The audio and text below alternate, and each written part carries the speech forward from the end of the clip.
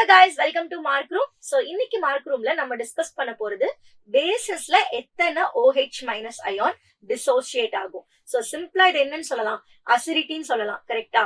So let's start. So first one பாத்தீங்க அப்படின்னா we are going to discuss it for NaOH.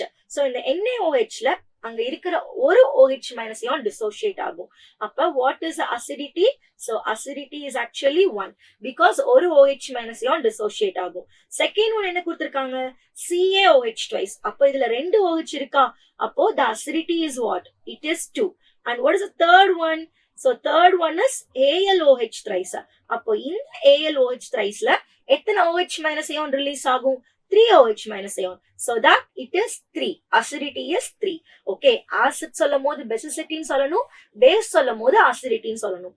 And what is the fourth compound? It is similar to calcium hydroxide. ஏன்னா எல்லாமே ஒரே group தானே. Okay. It is 2. And what is the fifth compound? It is KOH. அப்ப KOH dissociate to NaOH dissociate to same இருக்கும். இதோட acidity பாத்தீங்கன்னா it is 1.